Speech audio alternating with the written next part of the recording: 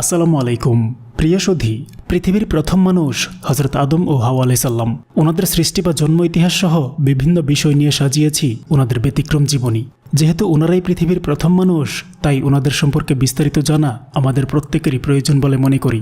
আর তাই অনুরোধ করছি পুরো আলোচনাটি না টেনে অন্তত রাতে ঘুমানোর পূর্বে হলেও শুরু থেকে শেষ পর্যন্ত মনোযোগ সহকারে শোনার জন্য।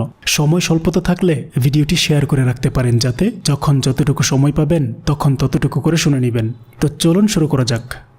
মহান আল্লাহ তাআলা হজরত আদম আলাইহিস সালামকে সৃষ্টির কয়েক লক্ষ বছর পূর্বে শয়তানকে ফেরেশতাগণের মুআল্লিম হিসেবে নিয়োগদান করেন।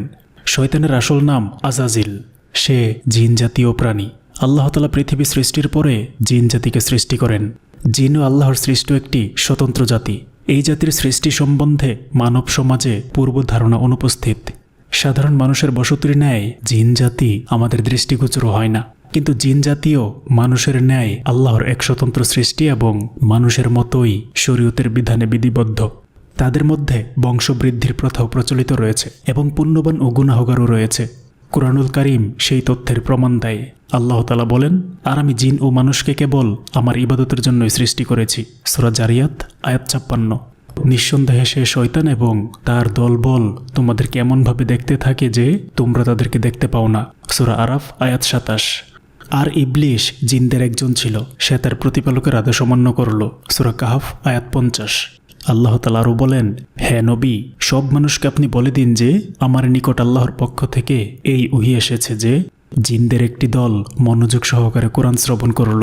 অতঃপর তারা নিজেদের লোকদের নিকট গিয়ে বলল, আমরা এক বিস্ময়কর কোরআন শ্রবণ করেছি যা সৎপথ প্রদর্শন করে, অতএব আমরা তার উপর ঈমান এনেছি, আর আমরা কখনো আমাদের প্রতিপালকের সঙ্গে কোনো শরীক সাব্যস্ত করব না। সূরা জিন আয়াত ১ থেকে ২। অতঃপর তাদের দ্বারা পৃথিবী আবাদ করেন, তাদেরকে পৃথিবীতে রাজত্ব করার অধিকার দান করেন। এক একজন জিন রাষ্ট্রপ্রধান হিসেবে হাজার হাজার বছর যাবৎ রাজত্ব করে পরিশেষে আল্লাহ তাআলার সঙ্গে নাফরমানি আরম্ভ করে দিত। যেই অপরাধের জন্য একজনকে অপসারণ করে আল্লাহ তাআলা নতুন জিন আরেকজনকে রাষ্ট্রীয় ক্ষমতা দান করতেন। এইভাবে কয়েক হাজার বছর পর পর রাষ্ট্রপ্রধানগণ অপসারিত হতো অথবা ধ্বংস হয়ে যেত। কেউ খোদাই দাবি করে বসত, কেউ দেশে জেনা ব্যভিচার অবাধ করে আনন্দ ভোগ করত, আবার কেউ আল্লাহ তাআলার আইন কানুনকে সমূলে উৎখাত করে নিজ প্রবর্তিত আইন জাতির উপর চাপিয়ে দিত। এভাবে কয়েক লক্ষ বছর জিন জাতির রাজত্ব বহাল থাকে। এর মধ্যে ইমানদার রাজার আবির্ভাব আদৌ ঘটেনি বললেই চলে। সকলেই আল্লাহ তাআলার সঙ্গে ইমানদারির ওয়াদা করে পরে ওয়াদা ভঙ্গ করেছে। আল্লাহ তাআলা জিনদের এই আচরণের খবর অবশ্যই পূর্ব থেকে অবগত ছিলেন, তবুও প্রকাশ্যে তাদের নাফরমানির সাক্ষ্য ব্যবহার করার লক্ষ্যে তাদেরকে শাসন ক্ষমতা প্রদান করেছিলেন। যখন তারা বেঈমানি ও খোদাদ্রোহিতার চরমে গিয়ে পৌঁছল, তখন তাদেরকে ধ্বংস করে দেওয়ার জন্য ফেরেশতাদিগকে হুকুম দিলেন। একদা কিছু সংখ্যক ফেরেশতা পৃথিবীতে এসে জিন জাতিকে প্রায় সমূলে ধ্বংস করে দিলেন। মাত্র গুটিকতক বাচ্চা জিনকে জীবিত রেখে দিলেন। তার মধ্যে আজাজিলও রক্ষা পেল। আজাজিল দেখতে যেমন খুব সুন্দর ছিল, তেমন বিদ্যা বুদ্ধিতেও খুবই সুচতুর ছিল। ফেরেশতাগণ তার সঙ্গে কিছু কথা বলে আনন্দ পেলেন। তখন তাকে পৃথিবী থেকে আসমানে তুলে নিলেন। সেখানে আল্লাহ তাআলার দরবারে তাকে পেশ করে তার গুণের কথা বললেন। তখন আল্লাহ তাআলা তাকে বেহেশতে বসবাসের হুকুম দিলেন। পরবর্তী সময় তাকে বাইতুল মামুরে রক্ষিত অক্ষর জ্ঞান বিজ্ঞানের লিপি অধ্যয়নের নির্দেশ দিলেন। আজাজিল আল্লাহ তাআলার নির্দেশ অনুসারে দিবারাত্র উক্ত জ্ঞান বিজ্ঞানের বিদ্যা অর্জনের লক্ষ্যে অসাধারণ পরিশ্রম আরম্ভ করে দিল। কয়েক বছরের মধ্যে সে জ্ঞান বিজ্ঞানের ক্ষেত্রে অসাধারণ ব্যুৎপত্তি অর্জন করে ফেলল, যা ইতিপূর্বে কোনো ফেরেশতা দ্বারা কখনো সম্ভব হয়নি। তখন আল্লাহ তাআলা তার উপর ফেরেশতাদের প্রশিক্ষণের দায়িত্ব অর্পণ করলেন। সে এক এক বিষয় নিয়ে এক এক ধরনের ফেরেশতাদেরকে তালিম দিত। বিভিন্ন ধরনের দায়িত্ব পালনকারী ফেরেশতাদেরকে তাদের দায়িত্বের বিষয়ে বিশদভাবে বুঝিয়ে সুষ্ঠু দায়িত্ব পালনের ক্ষেত্রে উপযুক্ত হিসেবে গড়ে তুলত। কোনো কোনো ফেরেশতার উপর বহু রকম গুরুত্বপূর্ণ দায়িত্ব থাকত, তাদেরকে সকল বিষয় সম্বন্ধে জ্ঞান দান করত। আজাজিল বাইতুল মামুরে রক্ষিত বিদ্যা ভাণ্ডার থেকে যতখানি জ্ঞান অর্জন করতে সক্ষম হয়েছিল, ইতিপূর্বে ফেরেশতার মধ্যে কেউই তার সমকক্ষতা লাভ করতে সক্ষম হয়নি। আজাজিল ইবাদত বন্দেগীর ক্ষেত্রেও যথেষ্ট অগ্রগামী হয়েছিল। যে কোনো কাজ আরম্ভ করার পূর্বে উপরে নফল নামাজ আদায় করতে ভুল হতো না। দিবারাত্র মুখে আল্লাহ তাআলার তাসবিহ আদায় করত। এক কথায় একজন শ্রেষ্ঠ আবেদ ও বিদ্বান হিসাবে চূড়ান্ত লক্ষ্য অর্জনে সে সক্ষম হয়েছিল। এই জন্য বড় বড় ফেরেশতাগণও যেমন জিবরিল আলাইহিস সালাম, মিকাইল আলাইহিস সালাম, ইসরাফিল আলাইহিস সালাম ও আজরাইল আলাইহিস সালাম সকলে তার নিকট নিয়মিত প্রশিক্ষণ গ্রহণ করতেন। কোনো বিষয়ে কোনো ফেরেশতার কোনো প্রশ্ন থাকলে আল্লাহ তাআলার পক্ষ থেকে আজাজিল তার সুষ্ঠু জবাব দিয়ে দিত। এভাবে সে বেহেশতের মধ্যে এক বিরাট সম্মানের অধিকারী হয়েছিল। কয়েক লক্ষ বছর এভাবে তার জীবন অতিবাহিত হয়। এর মধ্যে বেহেশতে লক্ষ লক্ষ ফেরেশতাদের সমাবেশে সে বক্তব্য রেখেছে, লক্ষ লক্ষ তালিমগাহে প্রশিক্ষণ দিয়েছে এবং কোটি কোটি ফেরেশতার সংকট নিরসনকল্পে পরামর্শ দিয়েছে, যার সঠিক হিসাব নির্ণয় সম্ভব নয়। আজাজিল বাইতুল মামুরের বিদ্যা ভাণ্ডারের অধিকাংশ বিদ্যা আয়ত্ত করতে সক্ষম হয়েছিল বটে, কিন্তু আরশে আজিমের সাথে যেসব কালাম লটকানো ছিল তার সঠিক মর্ম আয়ত্ত করতে সক্ষম হয়নি। এই কালামসমূহের মর্ম আয়ত্ত করার অনুমতিও তার ছিল না। তাই অনেক সময় দূর থেকে এইসব কালাম পাঠ করে সে একাকী অস্বস্তি বোধ করত এবং মনে মনে চিন্তা করত কারা আল্লাহর খলিফা এবং কারা আল্লাহর হুকুম অমান্যকারী শয়তান। এইসব কালাম বোঝার ক্ষমতা আল্লাহ তাআলা তাকে দান করেননি বলে সে আল্লাহ তাআলার উপর কিছুটা অসন্তুষ্টি ছিল। আবার মাঝে মাঝে চিন্তা করত যে বিদ্যা আয়ত্ত করা বা যেই কালাম বোঝা তার পক্ষে সম্ভব হলো না, সেই বিদ্যা বোঝার মতো আর কোন ব্যক্তি আছে যার মান তার চেয়ে উপরে। এ বিষয়ে চিন্তা ভাবনা করতে গিয়ে তার মধ্যে অহংকারের সৃষ্টি হয়। এই অহংকার ধীরে ধীরে দানা বেঁধে আল্লাহ তাআলার সঙ্গে সে মোকাবেলা তর্কে অবতীর্ণ হয় এবং তার জীবনের পরিসমাপ্তি ও ধ্বংস ডেকে আনে। একদিন আল্লাহ তাআলা ফেরেশতাদের মজলিসে ঘোষণা দিলেন, আমি পৃথিবীতে আমার খলিফা অর্থাৎ প্রতিনিধি তৈরি করতে যাচ্ছি। ফেরেশতারা বলল, আপনি আবার কেন আরেক জাতীয় প্রাণী সৃষ্টি করতে চান যারা পৃথিবীতে গিয়ে ঝগড়া ফেসাদ ও খুন খারাপিতে লিপ্ত হবে? তার চেয়ে আমরাই তো আপনার গুণ ও পবিত্রতা বর্ণনায় দিবারাত্র ব্যস্ত থাকি, এটি উত্তম নয় কি? আল্লাহ তাআলা তদুত্তরে বলেন, আমি যা জানি তোমরা তা জানো না। এরপরে আল্লাহ তাআলা হযরত জিবরিল আলাইহিস সালামকে পৃথিবী থেকে এক মুষ্টি মাটি আনার জন্য হুকুম দিলেন। জিবরিল আলাইহিস সালাম পৃথিবীতে এসে যখন মাটি তুললেন তখন মাটি চিৎকার দিয়ে জিজ্ঞেস করল, হে জিবরিল, তুমি আমাকে কোথায় নিয়ে যাচ্ছ? জিবরিল আলাইহিস সালাম বললেন, তোমাকে আল্লাহ তাআলার আদেশে বেহেশতে নিয়ে যাচ্ছি। সেখানে তোমার দ্বারা আল্লাহ তাআলা এক নতুন মাখলুক সৃষ্টি করবেন। তখন মাটি বলল, তুমি আমাকে নিও না, আমাকে রেখে দাও, কারণ যে জাতি আল্লাহ সৃষ্টি করবেন তারা আবার নাফরমানি করে আল্লাহ তাআলার শাস্তি ভোগ করবে। আমি তাদের শরীরে থাকলে সেই আযাব ভোগ করতে পারবো না। অতএব তুমি এই বিষয়ে আল্লাহ তাআলার নিকট আমার পক্ষ থেকে ক্ষমা প্রার্থনা করো। জিবরিল আলাইহিস সালাম মাটির কথা শুনে খালি হাতে আল্লাহর দরবারে ফিরে গেলেন এবং আল্লাহর নিকট মাটির আবেদনের কথা বললেন। তখন আল্লাহ তাআলা হযরত মিকাইল আলাইহিস সালামকে পৃথিবীতে প্রেরণ করেন। তিনিও মাটির কাকুতি মিনতির কারণে খালি হাতে আল্লাহর দরবারে ফিরে গেলেন। এইভাবে ইসরাফিল আলাইহিস সালামও ফেরত গেলেন। সর্বশেষে হযরত আজরাইল আলাইহিস সালামকে পৃথিবীতে প্রেরণ করা হয়। আজরাইল আলাইহিস সালাম মাটির কথা শুনে বললেন, আমি তোমার কথাই ফেরত যাব না, আল্লাহর আদেশ অবশ্যই পালন করব। তিনি মাটি নিয়ে আল্লাহর দরবারে হাজির হলেন। তখন আল্লাহ তাআলা বললেন, হ্যাঁ, তোমার জন্য এতটুকু শক্ত প্রাণ বাঞ্ছনীয়, না হলে তুমি পৃথিবীর সকল প্রাণীর জান কবজ করতে সক্ষম হতে না। যাও, আজ থেকে বনি আদমের জান কবজের ক্ষমতা তোমাকে অর্পণ করলাম। এরপর মাটিটুকু মক্কার নিকটবর্তী এক পাহাড়ের উপরে রেখে দিলেন। সেখানে মাটি বৃষ্টিতে ভিজল এবং রোদে শুকালো। এইভাবে কয়েক বছর অতিবাহিত হবার পরে মাটি হযরত আদম আলাইহিস সালামের চেহারার রূপ নিল। তখন আল্লাহ তাআলা হযরত আদম আলাইহিস সালামের শরীরটাকে বেহেশতে নিয়ে গেলেন। সেখানে দীর্ঘদিন রূহবিহীন অবস্থায় পড়ে থাকে। এর মধ্যে ফেরেশতারা এসে রূহবিহীন আদম আলাইহিস সালামকে দেখে যেত। একদিন শয়তান এসে আদম আলাইহিস সালামের শরীরটা ভালো করে দেখল এবং বিদ্রূপের হাসি হাসল। পরে তার নাক দিয়ে পেটের মধ্যে গিয়ে সব নারী নক্ষত্র তদারক করে আসলো। পরক্ষণে ঘৃণা ভরে থুথু নিক্ষেপ করল। আল্লাহ তাআলা অত্যন্ত শখ করে এই প্রাণী সৃষ্টি করছেন এবং এর মর্যাদা সকলের উপরে দান করার কথা ঘোষণা করেছেন। তাতে শয়তান খুবই ঈর্ষান্বিত হয় এবং মনে মনে আদম আলাইহিস সালামের প্রতি যথেষ্ট হিংসা পোষণ করতে থাকে। এমনকি ফেরেশতাদের নিকট কথা প্রসঙ্গে বলেছে যে আল্লাহ তাআলা তার সময় সৃষ্টি বনি আদম আলাইহিস সালামকে পৃথিবীতে প্রেরণ করার পরে উপযুক্ত প্রতিদান পাবেন। তাদের অধিকাংশ মানুষ তার সঙ্গে বেঈমানি করবে এবং তার প্রতি বিদ্রোহ ঘোষণা করবে। শয়তান আরও বলল, তখন আল্লাহ তাআলা বুঝবেন তিনি কি ভুল করেছেন।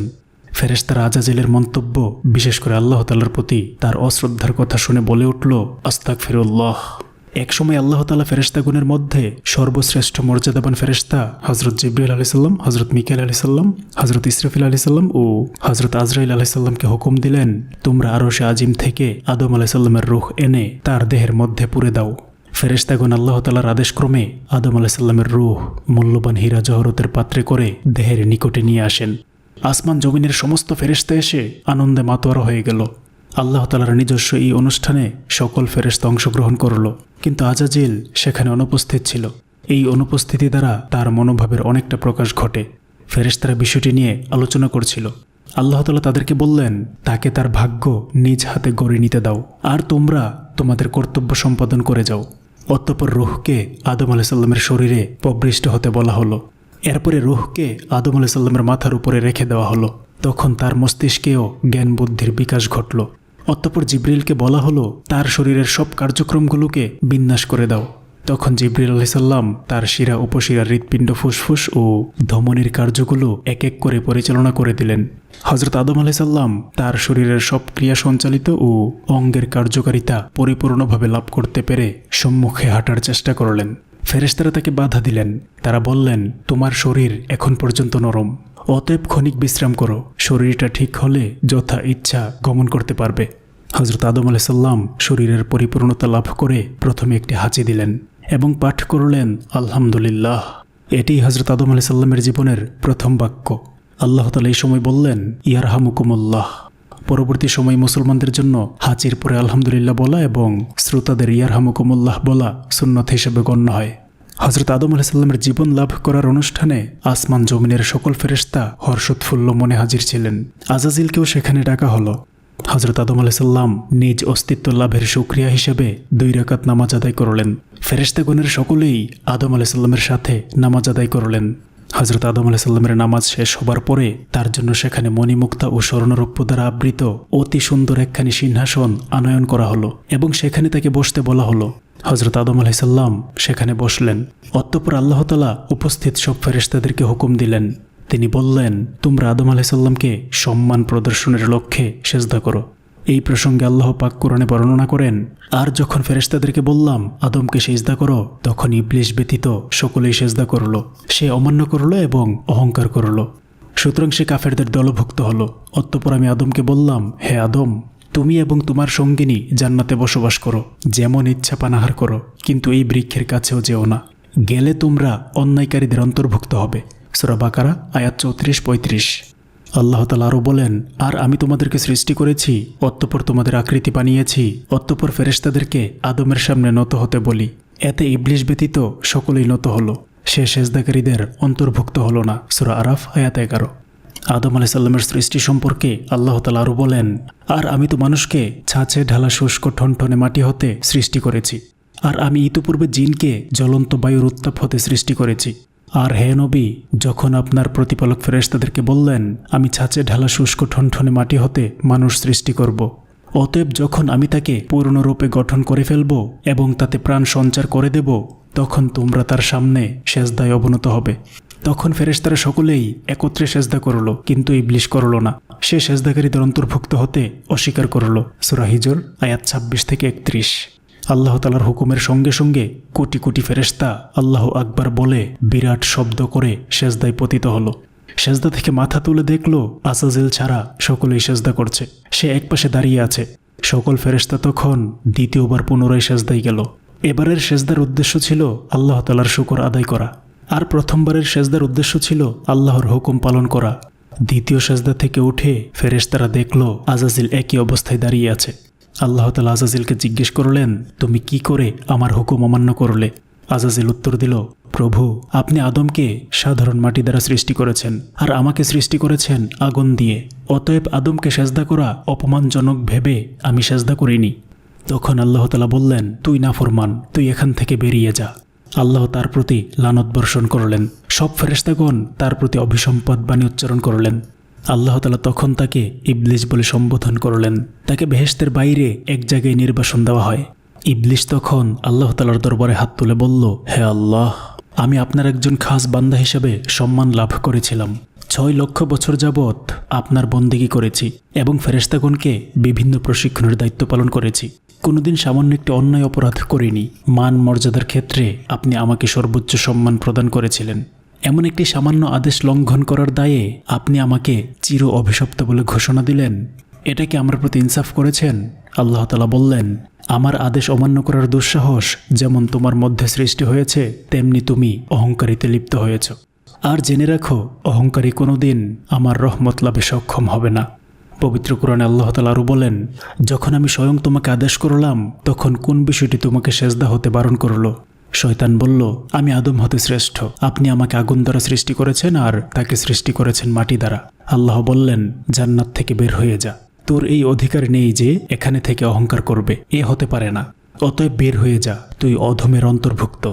ইবলিশ বলল, আমাকে সেই সময় পর্যন্ত অবকাশ প্রদান করুন যখন মানুষকে মৃত্যুর পরে পুনর্জীবিত করে উঠানো হবে। আল্লাহ বললেন, যা, তুই সুযোগপ্রাপ্তদের অন্তর্ভুক্ত।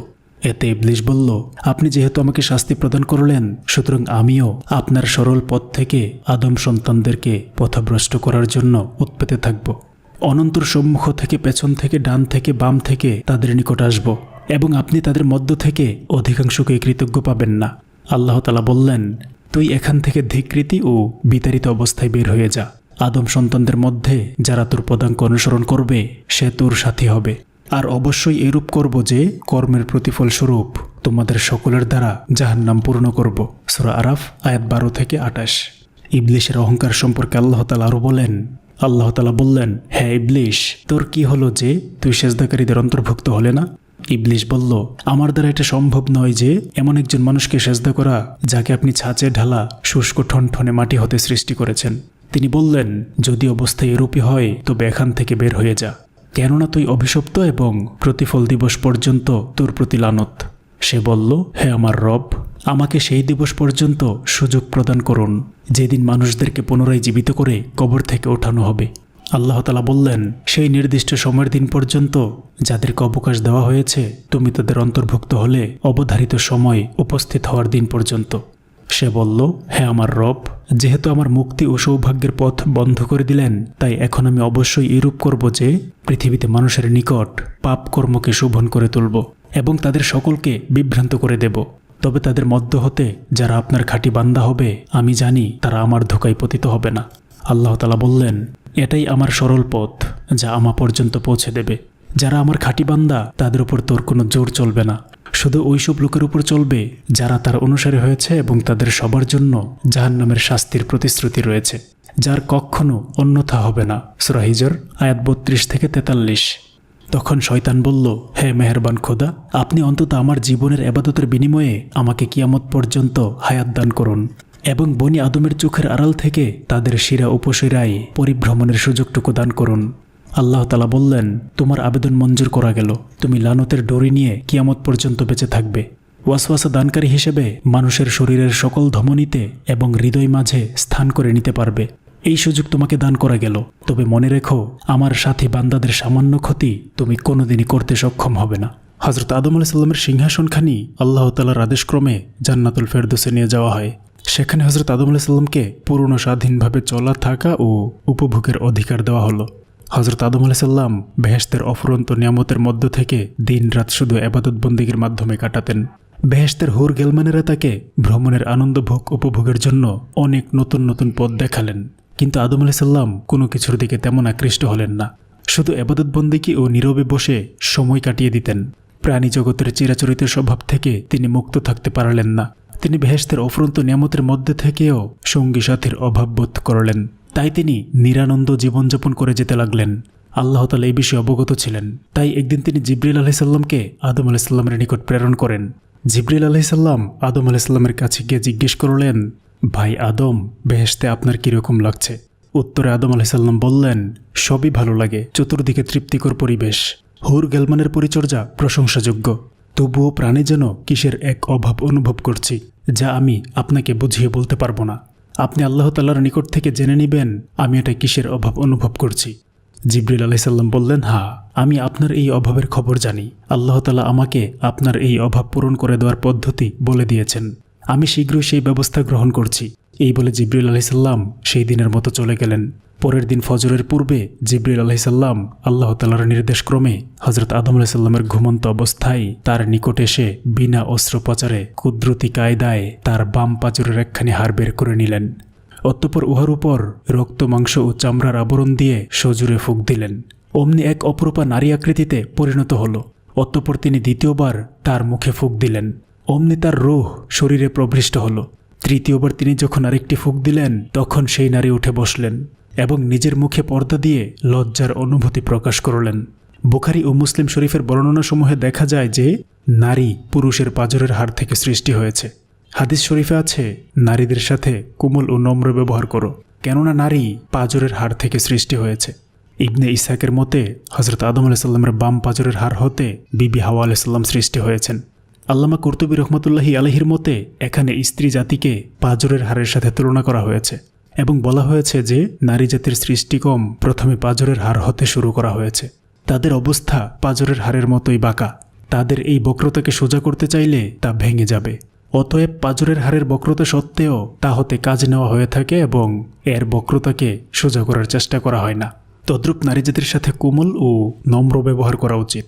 অন্যথায় কঠোর ব্যবহারে পারস্পরিক সম্পর্কের মধুরতার পরিবর্তে সম্পর্ক বিচ্ছিন্ন হওয়ার আশঙ্কা রয়েছে। এ সময় জিবরিল আলাইহিস সালাম হযরত আদম আলাইহিস সালামকে ঘুম থেকে জাগ্রত করলেন। হযরত আদম আলাইহিস সালাম জাগ্রত হয়ে সম্মুখে অপরূপা সুন্দরী চন্দ্রের ন্যায় উজ্জ্বল এক যুবতীকে দেখে তন্ময় হয়ে সেই দিকে তাকিয়ে থাকলেন। হযরত জিবরিল আলাইহিস সালাম বললেন, ইনি হলেন আপনার জীবন সঙ্গিনী বিবি হাওয়া। হযরত আদম আলাইহিস সালাম তার সঙ্গিনীর সুসংবাদ শুনে অত্যন্ত আনন্দিত হলেন। তার প্রাণের যে অতৃপ্তি ছিল তা যেন নিমিষেই দূরীভূত হল। হৃদয়ের মাঝে অফুরন্ত প্রেমের বান ডেকে উন্নত তরঙ্গের ন্যায় চতুর্দিকে আশ্রে পড়তে লাগল। কি যে তৃপ্তি, কি যে আনন্দ, কি যে মায়া তখন তার অন্তরে বিরাজ করছিল, তার বর্ণনা দেওয়া কারো পক্ষে কোনোদিন সম্ভব নয়। কথিত আছে, পৃথিবীতে আল্লাহ তাআলা কয়েকজন নারীকে অপরূপ সৌন্দর্য দান করেছিলেন। তার মধ্যে হযরত হাওয়া আলাইহিস সালামের সৌন্দর্য ছিল অন্যতম। হযরত আদম আলাইহিস সালাম দীর্ঘ সময় বিবি হাওয়ার পানে তাকিয়ে থেকে তার নিকটবর্তী হওয়ার উদ্দেশ্যে সম্মুখে অগ্রসর হলেন। তখন জিবরিল আলাইহিস সালাম বাধা দিয়ে বললেন, তাকে বিবাহ বন্ধনে আবদ্ধ করার পূর্বে তার নিকটবর্তী হওয়া আপনার জন্য জায়েজ নেই। অতএব প্রথমে আল্লাহর দরবারে বিবাহের জন্য আবেদন করুন। হযরত আদম আলাইহিস সালাম জিবরিলের শেখানো পদ্ধতিতে হযরত হাওয়া আলাইহিস সালামকে বিবাহ করার জন্য আল্লাহর দরবারে ফরিয়াদ করলেন। আল্লাহ তাআলা হযরত আদম আলাইহিস সালামের আবেদনের পরিপ্রেক্ষিতে আদম হাওয়ার বিবাহের মঞ্চ ঠিক করার জন্য ফেরেশতাদেরকে হুকুম দিলেন। ফেরেশতাগণ অত্যন্ত আনন্দ সহকারে স্বর্ণ, রৌপ্য, হীরা, জহরত ও মণিমুক্তা দ্বারা এক বিরাট মঞ্চ তৈরি করলেন। এই মঞ্চটি তৈরি করা হলো বেহেশতের মধ্যকার সবচেয়ে আরামের জায়গায়।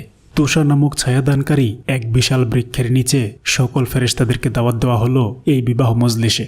আল্লাহ তাআলা আরশ থেকে এই মঞ্চ পর্যন্ত সব পর্দা উঠিয়ে দিলেন, যাতে সব ফেরেশতা ও আদম হাওয়া যেন বেহেশতের মধ্যকার সবচেয়ে অধিক তৃপ্তিকর জিনিস আল্লাহ তাআলার দিদার লাভ করে অশেষ আনন্দ উপভোগ করতে পারেন। অতঃপর আল্লাহ তাআলা স্বয়ং সংক্ষিপ্ত খুতবা দান করে বিবাহের কার্য সমাধা করে দিলেন। বিবাহের খুতবায় আল্লাহ তাআলা যে কথাগুলো উচ্চারণ করেছেন তা হলো, সব প্রশংসা একমাত্র আল্লাহর, গৌরব ও অহংকার তার ভূষণ, নবী ও রাসূলগণ তার প্রেরিত বান্দা, তাদেরকে মানুষের মুক্তির দূত হিসেবে প্রেরণ করা হয়েছে। হযরত মুহাম্মদ সাল্লাল্লাহু আলাইহি ওয়াসাল্লাম তার একান্ত বন্ধু ও সর্বশ্রেষ্ঠ রাসূল। আল্লাহ তাআলা সবকিছু সৃষ্টি করেছেন, সবাইকে শেষ পর্যন্ত তার কাছেই ফিরে যেতে হবে। ফেরেশতাগণ তার আজ্ঞাবহ। সে ফেরেশতাগণকে সাক্ষী রেখে আদম ও হাওয়ার বিবাহ বন্ধন সম্পন্ন করেন। তিনি তাদের দ্বারা সৃষ্টির আরেক অধ্যায়ের সূচনা করলেন। এই বিবাহের মহরণা হবে দরুদ ও তাসবিহ। আল্লাহ ছাড়া কেউ উপাস্য নেই, তিনি একক, তার কোনো শরীক নেই। অতঃপর আদম আলাইহিস সালামকে বলা হলো, হে আদম, তুমি ও তোমার বিবি বেহেশতে পরম আনন্দে বসবাস করো, সেখানের ফলমূল ভক্ষণ করো, কিন্তু নির্দিষ্ট ওই গাছটির কাছে যেও না। যদি যাও তবে তা হবে অন্যায় ও পাপের অন্তর্ভুক্ত কাজ। অতএব তোমরা সাবধান থেকো, শয়তান তোমাদের পরম শত্রু। তোমাদের উপর আল্লাহর রহমত ও বরকত নাজিল হোক।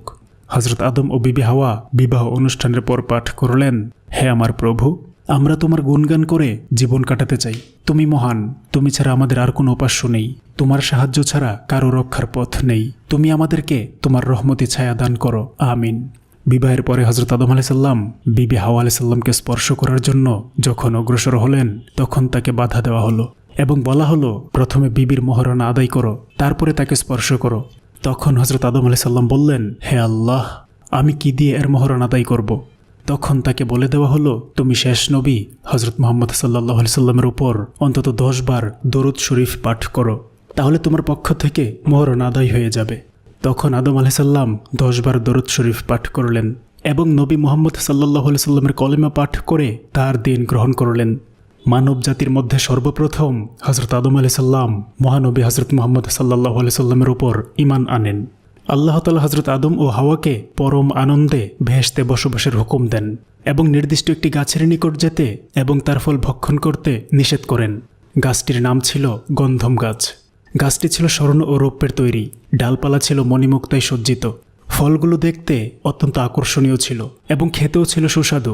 হযরত আদম আলাইহিস সালাম ও বিবি হাওয়া অতীব আনন্দে ও আরামে বেহেশতে বসবাস করতে লাগলেন। মাঝে মাঝে হযরত আদম আলাইহিস সালাম গন্ধম গাছ সম্বন্ধে আল্লাহ তাআলার নির্দেশের রহস্য নিয়ে চিন্তা ভাবনা করতেন। আল্লাহ তাআলা তাদের জন্য বেহেশতের সকল কিছু হালাল করে দিয়েছেন, সবকিছু ভোগের অনুমতি দিয়েছেন, এমনকি অনেক কিছুর মালিকানা পর্যন্ত তাদেরকে দান করেছেন। কিন্তু গন্ধম ফল সম্বন্ধে এত কঠিন নির্দেশ কেন দিলেন? এই ধরনের চিন্তা ভাবনার সময় আল্লাহ তাআলার পক্ষ থেকে হুঁশিয়ারি উচ্চারণ করে বলা হতো, হে আদম, শয়তানের প্ররোচনায় তোমরা কখনোই আল্লাহর হুকুমের বিরুদ্ধে কোনো কাজ করো না। শয়তান কিন্তু তোমাদের চিরশত্রু, সে সর্বক্ষণ তোমাদেরকে বিপথগামী করার চেষ্টা চালিয়ে যাচ্ছে। এভাবে আদম আলাইহিস সালাম এইসব বাণী শুনে সতর্ক হতেন। তিনি গন্ধম গাছের দিকে ফিরেও তাকাতেন না। অধিকাংশ সময় ইবাদত বন্দেগীতে মশগুল থাকতেন এবং আরশের ঝুলন্ত লিপির কালামগুলো পাঠ করতেন। যদিও তিনি বারবার পাঠ করতেন, কিন্তু সবকিছুর নিগুড় তত্ত্ব তিনি আয়ত্ত করতে সক্ষম হননি। এজন্য মাঝে মাঝে হযরত জিবরিল আলাইহিস সালামকে প্রশ্ন করতেন। জিবরিল বলতেন, ওই লিপির অর্থ যতটুকু আল্লাহ তাকে শেখার অনুমতি দিয়েছেন ততটুকু তিনি অবগত আছেন, বাকি তথ্য তার জ্ঞানের বহির্ভূত। ইতিপূর্বে শয়তানকে আল্লাহ তাআলা বেহেশতের বাইরে বসবাসের নির্দেশ দেন। শয়তান সেখানে বসে হযরত আদম আলাইহিস সালামের সর্বনাশের চিন্তায় দিবারাত্র ফিকির করতে থাকে। একদেশে চিন্তা করল যে কোনো উপায়ে আদম হাওয়ার সাথে একবার সাক্ষাৎ করতে হবে। তাই সে এক নতুন পদ্ধতি অবলম্বন করল। বেহেশতে থাকাকালীন সময়ে সে যেসব দোয়া দরুদ পাঠ করে কঠিন সমস্যা বলে উত্তীর্ণ হয়েছে সেই দোয়াসমূহ পাঠ করতে আরম্ভ করল। এক পর্যায়ে সে ইসমে আজম পাঠ করে বেহেশতের দরজার নিকটবর্তী হতে প্রার্থনা করল। তখন তার ভাগ্য প্রসন্ন হল। ইসমে আজমের বরকতে সে বাস্তবিক বেহেশতের দরজায় গিয়ে পৌঁছতে সক্ষম হল। তখন শয়তান সজোরে চিৎকার করে কাঁদতে লাগল। কান্নার শব্দ শুনে বেহেশতের সকল হুরগেলমান তার কাছে সমবেত হল। এমনকি বিবি হাওয়াও সেখানে পৌঁছলেন। তার ক্রন্দনের কারণ জিজ্ঞেস করা হলো। সে বলল, আমি তোমাদের পরিণামের কথা ভেবে কাঁদছি। আল্লাহ তাআলা তোমাকে ও আদম আলাইহিস সালামকে শীঘ্রই বেহেশত থেকে বের করে পৃথিবী নামক এক নিরাশ ও অশান্তিপূর্ণ স্থানে প্রেরণ করবেন। এই কথা আরশে আজিমের লিপিতে উল্লেখ রয়েছে। পৃথিবীতে প্রেরণের ব্যাপারটি দ্বীপান্তরে শাস্তি ভোগের শামিল। সেখানে ক্ষুধা, দারিদ্রতা, পীড়া, দুঃখ, পরিশ্রম ও অশান্তি বিরাজমান। সেখানে পরিশ্রম করে খাদ্য জন্মাতে হবে। খাদ্য জন্মাতে ব্যর্থ হলে ক্ষুধার্ত অবস্থায় অস্থির হতে হবে। সেখানে তোমাদের অসংখ্য সন্তান সন্ততি জন্ম নিবে। তাদের মধ্যে ঝগড়া কলহ লেগেই থাকবে। খুন খারাপই নিত্য নৈমিত্তিক ব্যাপার বলে বিবেচিত হবে। রৌদ্র বৃষ্টির মধ্যে দিন গুজরান করতে হবে। আল্লাহ তাআলাকে শত শতবার ডেকেও তার সাক্ষাৎ লাভ করতে পারবে না। তিনি সহজে বনি আদম আলাইহিস সালামের কোনো দাবি দেওয়া পূরণ করবেন না। মানুষ জন্ম থেকে মৃত্যু পর্যন্ত অবিরাম পরিশ্রম করেও নিজ পেটের আহার সংগ্রহ করতে সক্ষম হবে না। তখন অন্যায় অসৎ পথ গ্রহণ করতে বাধ্য হবে। এক কথায় দুজখের যন্ত্রণার চেয়ে সেখানে কোনো অংশে নিপীড়ন কম নেই। সেই ভয়াবহ কষ্টকর পৃথিবীতে গিয়ে দিবারাত্র চোখের পানি ফেলে তোমরা শুধু কাঁদবে। শুধু তাতে তোমাদের দুঃখের কোনো অবসান হবে না। আমি তোমাদের সেই দুঃসময় জীবনের কথা ভেবে কাঁদছি। বিবি হাওয়া শয়তানকে জিজ্ঞেস করলেন, তোমার কথার সত্যতা কিভাবে যাচাই করব? শয়তান বলল, আমি আল্লাহর নামে শপথ করে বলছি, আমি এক বিন্দু মিথ্যা কথা বলিনি। যদি আমি মিথ্যা বলি তবে যেন আমার উপর আল্লাহ তাআলা ও ফেরেশতাদের লানত পতিত হয়। বিবি হাওয়ার নারী সুলভ মন। শয়তানের উত্তপ্ত বক্তব্যে তার মন কিছুটা আকৃষ্ট হলো। তাই সে জিজ্ঞাসা করল, তবে পৃথিবীর এই নির্বাসন থেকে মুক্তির কি কোনো পথ আছে? শয়তান বলল, উত্তম পথ আছে, তবে তোমরা তা গ্রহণ করবে কিনা জানি না। বিবি হাওয়া বলল, আমরা সেটা গ্রহণ করব। শয়তান বলল, ওই যে স্বর্ণরৌপ্য খচিত গাছটি দেখছ, ওটার দুই একটা ফল খেতে পারলে তোমরা বেহেশতের স্থায়ী বাসিন্দা হতে সক্ষম হবে। কোনোদিন পৃথিবীতে আর যেতে হবে না। বেহেশতের আরাম আয়েশ তোমাদের জন্য সর্বক্ষণ বাধ্যতামূলক হয়ে থাকবে। বিবি হাওয়া বললেন, ওই গাছের ফল খেতে আল্লাহ তাআলা বারণ করেছেন, অতএব এটা কিভাবে সম্ভব? শয়তান বলল, আল্লাহ তাআলা দয়ার সাগর, তিনি অপরাধীর অপরাধ ক্ষমা করে থাকেন। এই জন্য তার এক নাম গফুর। তিনি তার নামের মাহাত্ম্য বজায় রাখবেন বলে ওয়াদা করেছেন। অতএব আল্লাহ তাআলার করুণাপ্রাপ্তির বিষয়ে কোনো ভাবনার প্রয়োজন নেই। এখন আগের কাজ আগে করুন। তখন বিবি হাওয়া গাছের নিচে গিয়ে 3টি ফল ছিঁড়ে হাতে নিলেন। বিবি হাওয়া শয়তানের মায়াকান্নায় এতটাই আকৃষ্ট হল যাতে তার স্বাভাবিক বিবেক বুদ্ধি পর্যন্ত কিছুটা বিগড়ে গেল এবং আল্লাহ তাআলার নিষেধবাণী বিস্মরণ হল। তিনি ফলগুলো নিয়ে হযরত আদম আলাইহিস সালামের সিংহাসনের নিকটে পৌঁছলেন। আদম আলাইহিস সালাম তখন হাওয়াকে জিজ্ঞেস করলেন, তোমাকে এতটা মলিন দেখাচ্ছে কেন এবং তোমার শরীরের সেই সুগন্ধি বা কোথায় গেল? বিবি হাওয়া বললেন, আমি এক মহাবিপজ্জনক খবর নিয়ে আপনার নিকটে এসেছি। আদম আলাইসাল্লাম জিজ্ঞেস করলেন, কি সেই দুঃসংবাদ? বিবি হাওয়া বললেন, আল্লাহ তাআলা নাকি আমাদেরকে অচিরেই বেহেশত থেকে বের করে পৃথিবীতে নির্বাসন দেবেন। এমত অবস্থায় পৃথিবীতে না গিয়ে বেহেশতে চিরস্থায়ী বসবাসের এক পন্থা বেহেশতের দারোয়ান আমাকে বলে দিয়েছে। সে বারবার কসম করে লৌহে মাহফুজে রক্ষিত আল্লাহ তাআলার ভবিষ্যৎবাণী উল্লেখ করে বিস্তারিত আমাকে বলেছে। এমনকি পৃথিবীর দুর্গম ও কঠিন জীবনযাপনের খতিয়ান আমাকে সবিস্তারে বলেছে। আমি তখন এর প্রতিকার জানতে চাইলে সে এই ফলটি দেখিয়ে আমাকে বলেছে, যদি এটা আমরা বক্ষণ করি তাহলে বেহেশতে চিরস্থায়ীভাবে থেকে যেতে পারব।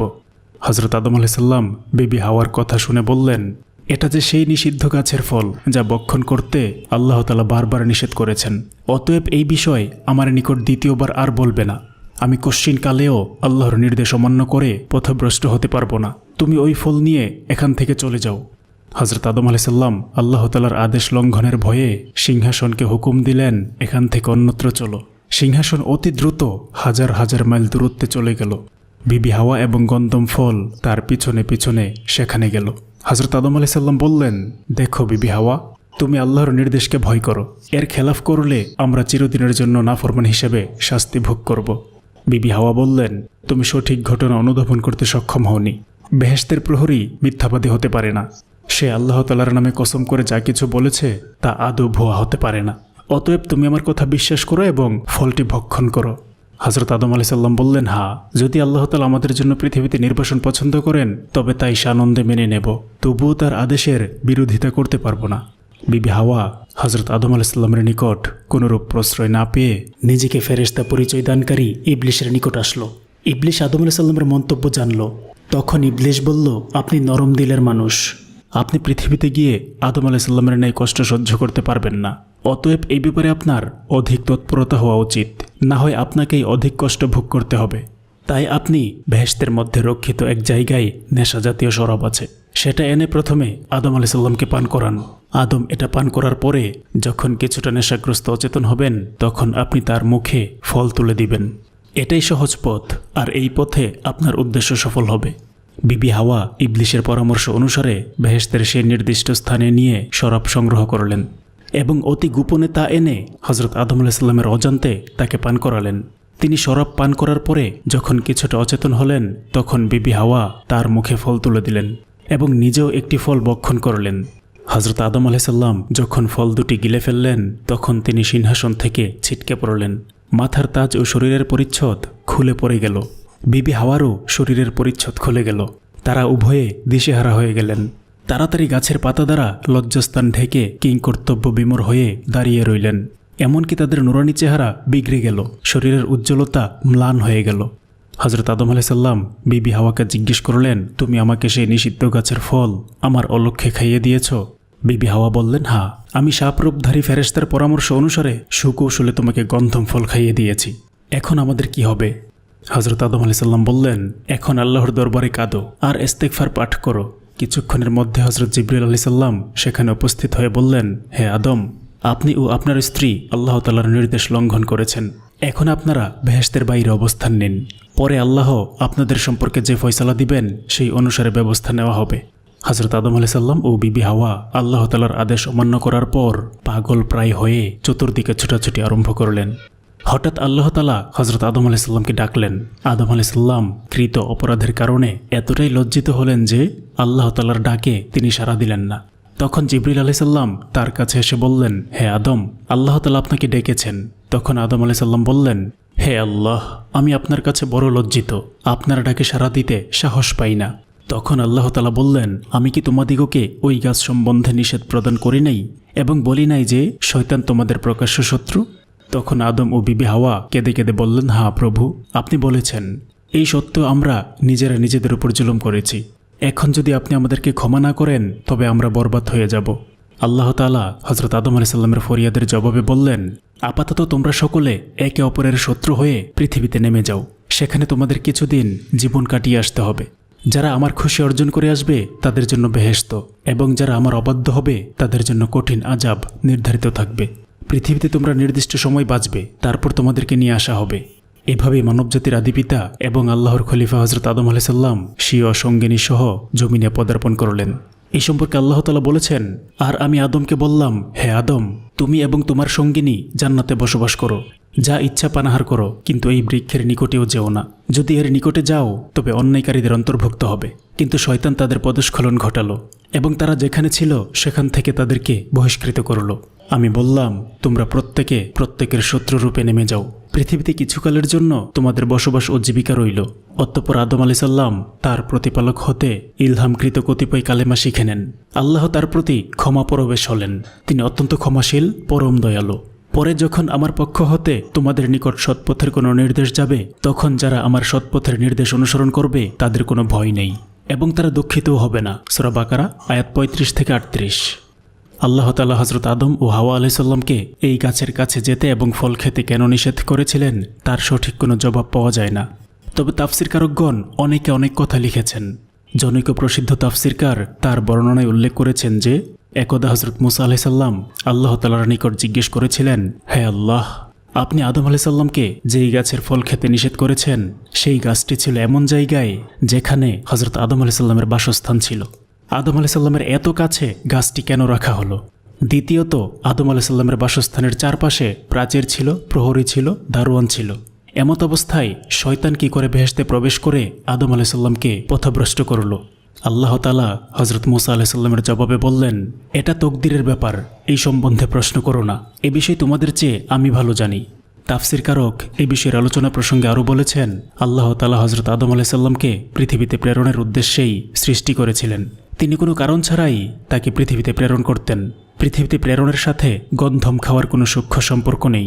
গন্ধম খাওয়া দ্বারা তিনি এটাই প্রমাণ করেছেন যে বনি আদম শয়তানের ফেরে পড়বে, ভুল করবে, অন্যায় করবে এবং অপরাধ করবে। আবার সে আল্লাহর দরবারে ক্ষমা প্রার্থনা করবে। আল্লাহ প্রামাণ্য চিত্র হযরত আদম আলাইহিস সালামের গন্ধম খাওয়ার মধ্য দিয়ে প্রতিভাত করাই ছিল আল্লাহ তাআলার মহান উদ্দেশ্য।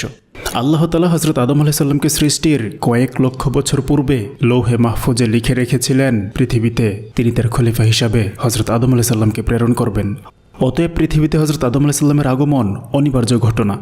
তবে যেই মান সম্মান নিয়ে হযরত আদম আলাইহিস সালামের পৃথিবীতে আগমন করা উচিত ছিল, একটি ভুল সিদ্ধান্তের জন্য তার বিরাট ব্যতিক্রম ঘটেছে। হযরত আদম আলাইহিস সালামের পক্ষে নিষিদ্ধ গাছের ফল ভক্ষণ করা ছিল একটি অন্যায় কাজ। এই অন্যায়ের প্রায়শ্চিত্ত হিসাবে আল্লাহ তাআলা তাকে অনাড়ম্বর বসন্তে বিরাট ভোগ দুর্ভোগের মাঝে পৃথিবীতে প্রেরণ করেন। প্রথমেই তার অপরাধের জন্য বেহেশতি পোশাক পরিচ্ছদ খুলে নেওয়া হয় এবং এ অবস্থায় তাদেরকে ফেরেশতাদের মাঝে দাঁড় করানো হয়। সেই লজ্জায় তারা সেখানে চরমভাবে অপদস্থ হন। হযরত আদম ও হাওয়া আলাইহিস সালামকে পৃথিবীতে একজন আরেকজন থেকে বিরাট দূরত্বে নিক্ষেপ করা হয়, যার ফলে পৃথিবীতে অনেক বিলম্বে তাদের সাক্ষাৎ ঘটে।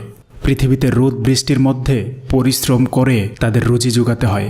পৃথিবীর সকল ধরনের কাজ কারবার পরিশ্রম করে শিখতে হয়। নিজ সন্তানদের মধ্যে অপর্ক বিবাদ সৃষ্টি হয়। সর্বশেষে প্রতি মুহূর্তে শয়তানের ওয়াসওয়াসা থেকে মুক্তি লাভের জন্য সদা সতর্ক থাকতে হয়।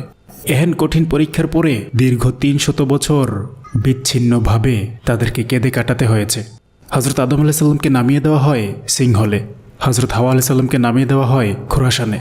একে অন্যের সন্ধানে সকাল থেকে সন্ধ্যা পর্যন্ত হেঁটে হেঁটে পথ অতিক্রম করতেন। এইভাবে একাধারে 300 বছর উভয়ে পথে পথে কেঁদে কাটালেন। অবশেষে একদা আরাফাত ময়দানের জাবালে রহমতের উপর বসে হযরত আদম আলাইহিস সালাম আল্লাহর তাসবিহ পাঠ করছিলেন। এমন সময় তিনি দেখলেন বিবি হাওয়া জেদ্দার দিক থেকে আসছে। তৎক্ষণাৎ তিনি দৌড়ে গিয়ে তাকে কোলে তুলে নিলেন। তখন উভয়ে একত্রে এমন জোরে কাঁদলেন যে আসমানের ফেরেশতারাও তাদের এই কান্না দেখে নিজেদের সংবরণ করতে পারলেন না এবং সাথে তারাও অঝোর ধারে কাঁদলেন। এরপরে তারা আল্লাহর দরবারে নফল নামাজ আদায় করে আকাশের দিকে তাকাতেই দেখলেন আল্লাহ তাআলার আরশ পর্যন্ত যত পর্দা ছিল সব উঠে গেছে। আল্লাহ তাআলার আরশ তাদের চোখের সম্মুখে সমুজ্জ্বল হয়ে ওঠে। হযরত আদম আলাইহিস সালাম আল্লাহ তাআলার আরশের উপর লেখা দেখলেন, লা ইলাহা ইল্লাল্লাহু মুহাম্মাদুর রাসূলুল্লাহ সাল্লাল্লাহু আলাইহি ওয়াসাল্লাম। তখন হযরত আদম আলাইহিস সালাম ভাবলেন, আল্লাহ তাআলার নামের সাথে যেই নামটি লেখা রয়েছে সেই নামের ব্যক্তি অবশ্যই আল্লাহ তাআলার অধিক প্রিয় হবেন। তাই তিনি দুহাত তুলে বললেন, হে আল্লাহ, তোমার নামের সাথে মুহাম্মদ রাসূলুল্লাহ লেখা যে নামটি দেখছি সেই নামের বরকতে তুমি আমার অপরাধ ক্ষমা করো। এই কথা বলার সঙ্গে সঙ্গে হযরত জিবরিল আলাইহিস সালাম সেখানে হাজির হয়ে হযরত আদম আলাইহিস সালামকে বললেন, এবার আপনি যেই নামের বরাত দিয়ে আল্লাহর দরবারে ক্ষমা প্রার্থনা করেছেন তাতে আপনার জীবনের গুনাহ আল্লাহ তাআলা মাফ করে দিয়েছেন। বেহেশতে বসে যদি এই নামের উসিলা ধরে আল্লাহর দরবারে ক্ষমা প্রার্থনা করতেন তাহলে আপনাকে আর পৃথিবীতে আসতে হতো না। আর যদি একান্ত আসতেও হতো তাহলে রাজার বেশে আসতেন, ভিখারির বেশে নয়। হযরত জিবরিল আলাইহিসসালাম আদম আলাইহিসসালামকে বললেন, এখন আল্লাহর দরবারে শুকরিয়া আদায়ের উদ্দেশ্যে কাবাঘর জিয়ারত ও হজ সমাধান করুন। এখানে কতদিন আপনি থাকবেন তা কেউ জানে না, অতএব এখানের সর্ববৃহৎ নিয়ামত হল বাইতুল্লাহ জিয়ারত ও হজ আদায়। হযরত আদম আলাইহিসসালাম জিবরিল আলাইহিসসালামের কথাই তখনই বাইতুল্লাহ জিয়ারতের নিয়ত করলেন। বাইতুল্লাহর অবস্থা ছিল খুবই নাজুক, তাই আল্লাহ তাআলার নির্দেশক্রমে প্রথমে জিবরিল আলাইহিসসালামকে নিয়ে কাবাঘর সংস্কারের কাজে হাত দিলেন। অল্প দিনের মধ্যেই কাবাঘরের সংস্কার সম্পন্ন হলে হযরত আদম আলাইহিসসালাম জিবরিল আলাইহিসসালামের সহায়তায় হজ সমাধা করেন। হজ সমাধানের পর আল্লাহ তাআলা জিবরিলকে বললেন, তুমি আদম আলাইহিসসালামকে নিয়ে আরাফাতের নিকটবর্তী ওয়াদিয়া নুমান নামক স্থানে চলে যাও। সেখানে পৌঁছে তোমার পাখা হযরত আদম আলাইহিসসালামের পৃষ্ঠে ঘষে দাও। হযরত জিবরিল আলাইহিসসালাম যখন হযরত আদম আলাইহিসসালামকে নিয়ে যথাস্থানে পৌঁছলেন এবং নিজের পাখা দ্বারা তার পিঠ স্পর্শ করলেন, তখন পিপিলিকার ন্যায় অসংখ্য বনি আদমের রূহ পিঠ থেকে বের হয়ে ময়দান পরিপূর্ণ হতে আরম্ভ করে। অল্প সময়ের মধ্যে পৃথিবীর সর্বত্র রূহগুলো ছড়িয়ে যেতে আরম্ভ করে। তখন হযরত আদম আলাইহিসসালাম জিজ্ঞেস করলেন, এরা কোন জাতের প্রাণী? আল্লাহ তাআলা তার উত্তরে বললেন, এরা সকলে বনি আদম। তোমার নসল থেকে পৃথিবীতে যে সকল মানুষ আসবে তার রূহগুলো একত্রিত করে তোমাকে দেখানো হচ্ছে। হযরত আদম আলাইহিসসালাম বললেন, আমার এত সন্তান হবে, এরা থাকবে কোথায়? পৃথিবীতে এদের সংকুলন আদৌ সম্ভব নয়। আল্লাহ তাআলা বললেন, সেই ব্যবস্থা আমি পূর্বেই করে রেখেছি। কতক থাকবে পিতার পৃষ্ঠে, কতক থাকবে মাতৃগর্ভে, কতক থাকবে মাটির উপরে, আর কতক থাকবে মাটির নিচে। অতএব হযরত আদম আলাইহিসসালাম আল্লাহ তাআলার নিকট জিজ্ঞেস করলেন, এদের মধ্যে প্রকারভেদ থাকবে কেমন? আল্লাহ তাআলা বললেন, এদের মধ্যে অনেক প্রকারভেদ থাকবে। কেউ ধনী মুমেন, কেউ ধনী কাফের, কেউ গরিব মুমেন, কেউ গরিব কাফের। কেউ প্রথম জীবনে মুমেন, শেষ জীবনে কাফের, আবার কেউ প্রথম জীবনে কাফের এবং শেষ জীবনে মুমেন। এছাড়া কতক দুজখের আযাব ভোগ করার পরে বেহেশত লাভ করবে। হযরত আদম আলাইহিসসালাম আল্লাহ তাআলার নিকট তার সন্তানদের মধ্যে মুমেন ও কাফেরের সংখ্যা দেখার জন্য আবেদন জানালেন। তখন আল্লাহ তাআলা হযরত আদম আলাইহিসসালামকে দাঁড় করিয়ে তার ডান পাশে ও বাম পাশে আদম আলাইহিসসালামের সন্তানদেরকে বিভক্ত করার জন্য জিবরিল আলাইহিসসালামকে হুকুম দিলেন। জিবরিল আলাইহিসসালাম বনি আদমকে দুই ভাগে ভাগ করলেন। তখন আল্লাহ তাআলা বললেন, তোমার ডান পাশের সন্তানেরা মুমিন এবং বাম পাশের সন্তানেরা কাফের। হযরত আদম আলাইহিসসালাম তার সন্তানদের মধ্যে অধিক সংখ্যক কাফের দেখে কেঁদে দিলেন এবং আল্লাহ তাআলার নিকট ক্ষমা প্রার্থনা করলেন।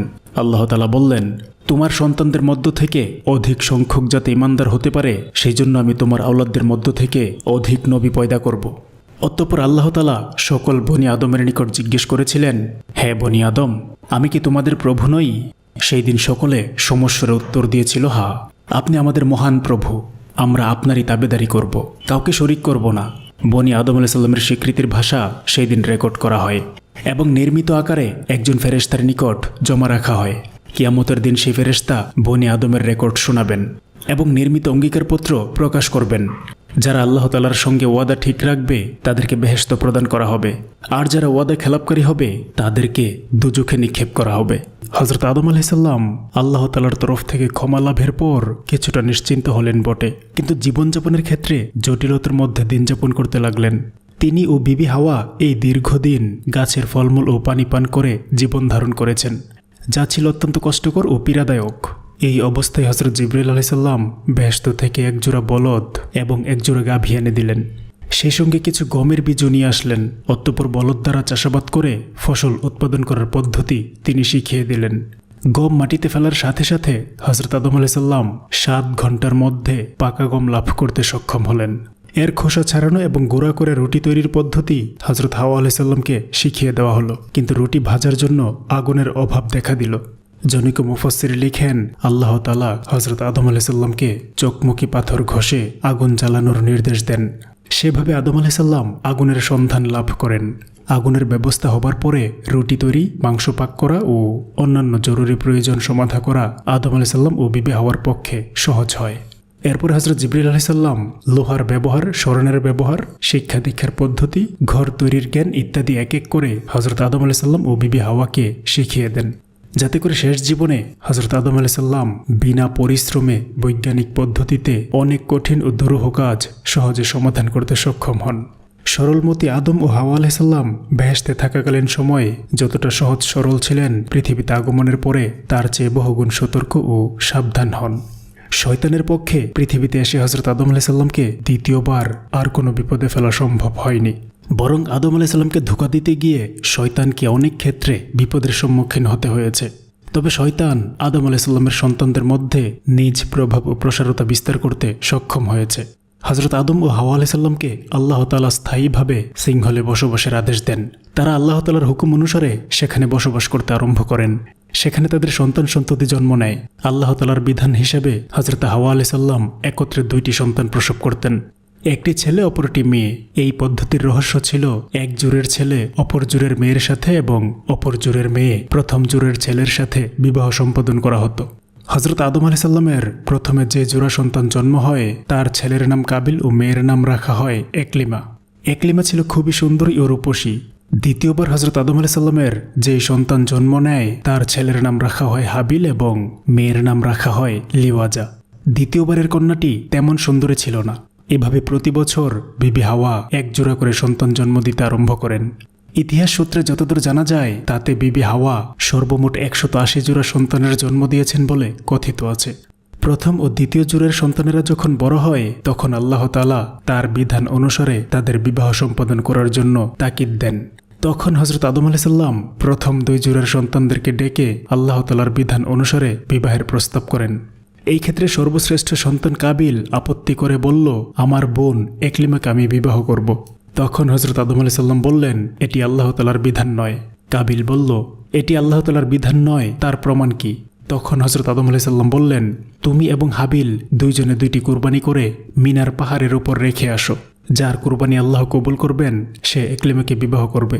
হযরত আদম আলাইহিসসালামের যুগে সত্য মিথ্যা এবং ভালো মন্দের অবগতির জন্য আল্লাহ তাআলা এই ধরনের একটি মুজিজা হযরত আদম আলাইহিসসালামকে দান করেছিলেন। অন্যান্য নবীগণের যুগেও এই জাতীয় অনেক ব্যবস্থা চালু ছিল, যা দ্বারা সরাসরি আল্লাহ তাআলার পক্ষ থেকে অজানা বিষয় সম্বন্ধে জ্ঞাত হওয়া সম্ভব ছিল এবং উচিত বিচারের রায় পাওয়া যেত। যেমন হযরত নূহ আলাইহিসসালামের যুগে ছিল জাহাজ।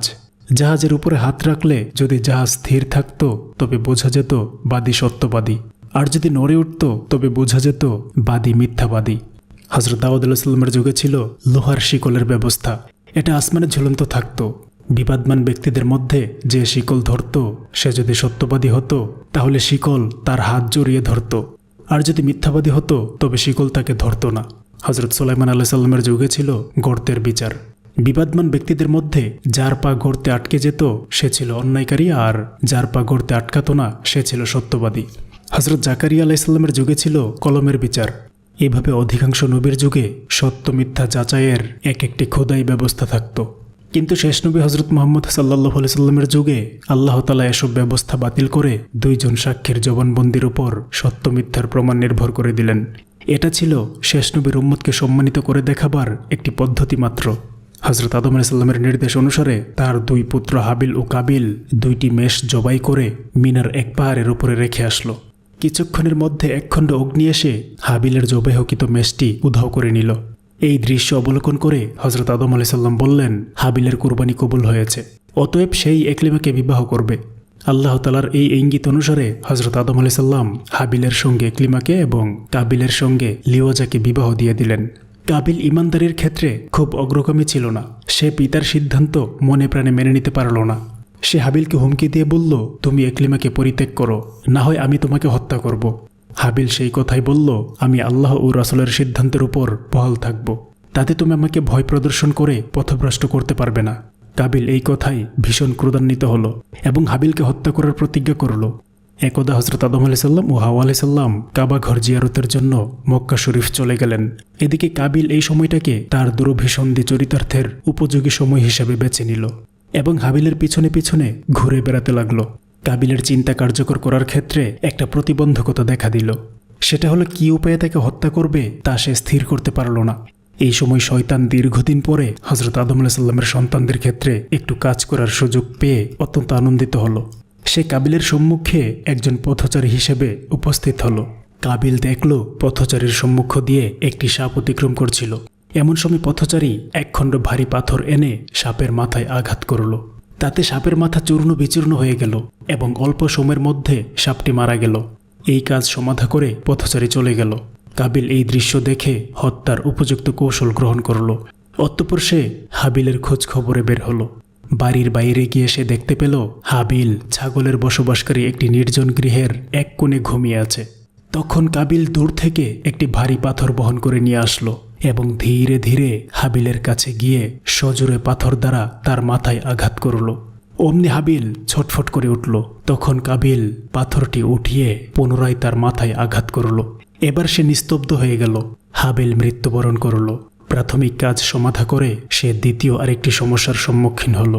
হাবিলকে হত্যা করা হয়েছে, এখন তার লাশটি কি করা যাবে? যদি এভাবে রাস্তার পাশে লাশটি পড়ে থাকে তাহলে তার অন্যান্য ভাইয়েরা এই হত্যার রহস্য অবশ্যই উদ্ঘাটন করে ফেলবে। কাবিল এই বিষয় নিয়ে খুবই দুশ্চিন্তাগ্রস্ত হল। এমনকি সে দুই চোখের পানি ছেড়ে দিয়ে অঝোর নয়নে কাঁদতে লাগলো। এমন সময় সে একটু দূরে দেখতে পেল দুইটি কাক ভীষণ যুদ্ধে ও মারামারিতে লিপ্ত। কিছুক্ষণ মরণপণ যুদ্ধ করার ফলে একটি কাক মৃত্যুবরণ করল। হত্যাকারী কাকটি নিজের ঠোঁট ও পা দ্বারা মাটিতে একটা বড় গর্ত করে নিল এবং মৃত কাকটিকে টেনে এনে সেই গর্তের মধ্যে ফেলে উপরে মাটি দিয়ে ঢেকে দিল। এই কাজ সমাধা করে কাকটি উড়ে চলে গেল। কাবিল এই দৃশ্য দেখে নিজের জন্য পথ পেয়ে গেল। তাড়াতাড়ি সে নিকটবর্তী স্থানে একটি কবর খনন করল এবং তার মধ্যে হাবিলকে রেখে মাটি চাপা দিল। এই প্রসঙ্গে কুরআনুল কারীমে ইরশাদ হয়েছে, আর তাদেরকে আদমের দুই পুত্রের বৃত্তান্ত যথাযথভাবে শুনিয়ে দিন। যখন তারা উভয়ে কিছু কুরবানি পেশ করল তখন তাদের একজনের কুরবানি কবুল হলো এবং অপরজনের কবুল হলো না। যার কুরবানি কবুল হলো না সে বলল, আমি তোমাকে খুন করবই। অপরজন বলল, আল্লাহ পাক মুত্তাকিদের কুরবানি কবুল করে থাকেন। তুমি আমাকে খুন করার জন্য তোমার হাত বাড়ালেও আমি তোমাকে খুন করার জন্য আমার হাত তুলব না। আমি বিশ্বরব আল্লাহ তাআলাকে ভয় করি। আমি চাই যে এই বাড়াবাড়ির দরুন তুমি আমার ও তোমার পাপের ভার বহন করো, ফলে তুমি দুজখীদের অন্তর্ভুক্ত হয়ে যাও। এটাই জালিমদের শাস্তি। অতঃপর তার নফস তাকে উত্তেজিত করল নিজের ভাইকে হত্যা করতে। অতঃপর সে ক্ষতিগ্রস্ত লোকদের অন্তর্ভুক্ত হল। অনন্তর আল্লাহ একটি কাক পাঠালেন। সে এসে মাটি খুঁড়তে লাগলো যেন কাবিলকে দেখিয়ে দেয় কি রূপে ঢাকবে নিজের ভাইয়ের লাশকে। তা দেখে কাবিল মনে মনে বলল, হায় আফসোস, আমি এই কাকটির মতো হতে পারলাম না যাতে নিজের ভাইয়ের লাশকে গোপন করতে পারি। অতঃপর সে অনুতপ্ত হতে লাগলো। এ কারণে আমি বনি ইসরায়েলের প্রতি বিধান দিলাম যে কেউ কোনো ব্যক্তিকে হত্যা করলে কোনো প্রাণের বিনিময় ব্যতীত অথবা কোনো ফাসাদ ব্যতীত যা ভূপৃষ্ঠে তার দ্বারা বিস্তার হয়, তবে সে যেন দুনিয়ার সব মানুষকে হত্যা করল। আর যে ব্যক্তি একটি প্রাণকে রক্ষা করল তবে সে দুনিয়ার সব লোকের প্রাণ রক্ষা করল। সূরা মায়াদা আয়াত ২৭ থেকে ৩২। ইমাম আহমদ রহমাতুল্লাহি আলাইহি শিয় মুসনাদ কিতাবে আব্দুল্লাহ ইবনে মাসউদ রাদিয়াল্লাহু তাআলা আনহু থেকে একটি হাদিস বর্ণনা করেছেন। রাসূলুল্লাহ সাল্লাল্লাহু আলাইহি সাল্লাম বলেছেন, ভূপৃষ্ঠে যখনই কোনো ব্যক্তি অন্যায়ভাবে নিহত হয় তখনই তার গুনাহ অবশ্যই হযরত আদম আলাইহিস সালামের পুত্রের অর্থাৎ কাবিলের ঘাড়ে বর্তায়। কেননা সেই প্রথম ব্যক্তি যে অন্যায়ভাবে হত্যা আরম্ভ করে এই অপবিত্র প্রথার প্রবর্তন করেছে। মুসনাদে আহমদ। কাকের ঘটনাটি তাফসীরকারকগণ লিখেছেন যে কাক দুটি ছিল আল্লাহর ফেরেশতা। এই ফেরেশতা পাঠিয়ে আল্লাহ তাআলা মৃতদেহকে কিভাবে দাফন করতে হবে তা পৃথিবীর মানুষকে শিক্ষা দানের জন্য এই ঘটনার অবতারণা করেন। যেহেতু ইতিপূর্বে এই পৃথিবীতে আর কোনো মানুষ মারা যায়নি, এটাই মৃত্যুর প্রথম ঘটনা। অতএব মৃত্যুর পরের বিধান ও নিয়ম সম্বন্ধে কারো কোনো জ্ঞান ছিল না। তাই এভাবে আল্লাহ তাআলা মানুষকে শিক্ষা দিয়েছেন। এছাড়া হত্যা করা ও সহিংসতার ঘটনাও পৃথিবীতে এটাই সর্বপ্রথম। কাবিল সব ঝামেলা শেষ করে নিশ্চিন্ত হল, পৃথিবীতে তার আর কোনো প্রতিবন্ধকতা নেই। এবার সে মহা আনন্দে ইকলিমাকে বিয়ে করবে। তাই মনের আনন্দে সে পথ চলতে আরম্ভ করল। হঠাৎ আল্লাহ তাআলার ইঙ্গিতে তার হাঁটু পর্যন্ত মাটির মধ্যে ঘিরে গেল। কাবিল তা উঠানোর জন্য যথেষ্ট চেষ্টা করল, বারবার আল্লাহ তাআলার নাম স্মরণ করল এবং তার করুণা ভিক্ষা চাইল। আল্লাহ তাআলার পক্ষ থেকে বাণী এলো, হে পাপিষ্ঠ, রক্তের সম্পর্ক ছিন্ন করে যেই ব্যক্তি ভাইকে হত্যা করেছে তার শাস্তি হলো জীবন্ত অবস্থায় তাকে মাটিতে পুঁতে ফেলা। তাই তোমার অন্তিম সময় এসে গেছে, কোনো ক্রমে তোমার রেহাই নেই। তখন কাবিল অনুনয়ের সুরে বলল, হে পরওয়ারদিগার, বেহেশতে শয়তান আপনার নিষেধ অমান্য করে হযরত আদম আলাইহিস সালামকে নিষিদ্ধ গাছের ফল ভক্ষণ করিয়েছিল। তার উপরে তো এত বড় শাস্তি অবতীর্ণ হয়নি। তাছাড়া হযরত আদম আলাইহিস সালাম ও হাওয়া আলাইহিস সালাম সরাসরি আপনার আদেশ লঙ্ঘন করল। তাদেরকেও এত বড় শাস্তি প্রদান করেননি। সেখানে আমার উপরে এত বড় শাস্তি চাপানো কি অন্যায় নয়? তখন তাকে জবাব দেওয়া হলো, তারা কেউ রক্তের বন্ধনকে অর্থাৎ ভাইকে হত্যা করেনি। তোর অপরাধের তুলনায় তাদের অপরাধ 100 ভাগের 1 ভাগ। এরপরে কাবিলের কোমর পর্যন্ত মাটি গ্রাস করে নিল। সে বলল, আমার পাপ কার্যের ধরন সর্বনিকৃষ্ট, অতএব আমাকে আল্লাহ তাআলা চরম শাস্তি দিবেন। তাই সে চিৎকার দিয়ে আল্লাহ তাআলার দরবারে ফরিয়াদ করল, হে আমার প্রভু, আপনি আমার পিতা হযরত আদম আলাইহিস সালামকে যেই কালেমার উসিলায় ক্ষমা করেছিলেন, আমি সেই কালেমা পাঠ করছি। এই বলে সে কালিমা পাঠ করে তারপর বলে, এখন এই কালেমার বরকতে আমাকে ক্ষমা করুন। এরপরে কাবিলকে ছেড়ে দেওয়ার জন্য আল্লাহ তাআলা মাটিকে হুকুম দিলেন। অমনি মাটি তাকে ছেড়ে দিল। এবার কাবিল নিজেকে পাপমুক্ত মনে করল। তাই সে পূর্বের মনোবাঞ্ছা পূরণ করতে ইকলিমার দিকে অগ্রসর হল। তখন আল্লাহ তাআলা কাবিলকে ফেরেশতা দ্বারা এক নির্জন এলাকায় নির্বাসন দিলেন। সেখানে তাকে এক মহাশাস্তির মধ্যে রেখে দিলেন। জনৈক ফেরেশতাকে নিয়োগ করে দিলেন যেন এক কঠিন পাথর দ্বারা তার মাথা চূর্ণ বিচূর্ণ করে দিবে। ক্ষণকাল পরে মাথা ঠিক হবে, আবার পাথর দ্বারা চূর্ণ বিচূর্ণ করে দিবে। আল্লাহ তাআলা এভাবে কিয়ামত পর্যন্ত তাকে শাস্তি প্রদানের হুকুম দিয়েছেন। কাবিল পাথরের প্রতি আঘাতের যন্ত্রণায় আকাশ বিদারী চিৎকার দিয়ে ওঠে এবং জ্ঞান হারিয়ে ফেলে। পুনরায় যখন তার হুঁশ আসে তখন তাকে দ্বিতীয়বার আঘাত করা হয়। এদিকে হযরত আদম আলাইহিস সালাম হজ সমাধা করে দেশে এসে হাবিলকে দেখতে পেলেন না। তখন আদম ও হাওয়া আলাইহিস সালামের উভয়ের মন খুব অস্থির হয়ে উঠল, কারণ হাবিল ছিল পিতামাতার অত্যন্ত প্রিয়। হাবিল যেমন ছিল ন্যায়পরায়ণ, সৎ, সাহসী, তেমনি ধর্মানুরাগী ও পিতামাতার প্রতি শ্রদ্ধাশীল। তাই পিতামাতা তাকে না পেয়ে খুবই অস্থির হয়ে গেলেন। এক্ষেত্রে কাবিলের কথা তারা ভুলেও স্মরণ করলেন না, কারণ তার চরিত্র ছিল খারাপ। ধর্মকর্মের বালাই তার মধ্যে আদৌ ছিল না। এই জন্য পিতামাতা কখনোই তাকে সহ্য করত না, সর্বদা তার থেকে দূরে থাকা নিরাপদ মনে করত। হযরত আদম ও হাওয়া আলাইহিস সালাম পুত্র শোকে পাগল প্রায় হয়ে পৃথিবীর বিভিন্ন স্থানে অনুসন্ধান আরম্ভ করলেন। একদা জিবরিল আলাইহিস সালাম তাদের কান্না দেখে আর সহ্য করতে পারলেন না। তখন হযরত আদম ও হাওয়া আলাইহিস সালামের নিকটবর্তী হয়ে বললেন, আপনার প্রাণপ্রিয় সন্তান হাবিলকে আপনার কুপুত্র কাবিল হত্যা করেছে এবং তাকে বিনা জানাজায় অমুক স্থানে দাফন করেছে। তখন হযরত আদম আলাইহিস সালাম হাবিলের কবর দেখার জন্য আবেদন জানালো। জিবরিল আলাইহিস সালাম তখন হযরত আদম ও হাওয়া আলাইহিস সালামকে নিয়ে হাবিলের কবরের কাছে পৌঁছে বললেন, এটাই হাবিলের কবর। হযরত আদম ও হাওয়া আলাইহিস সালাম প্রথমে তার জানাজা পড়লেন, তারপর কবরের পাশে বসে দীর্ঘ সময় কাঁদলেন।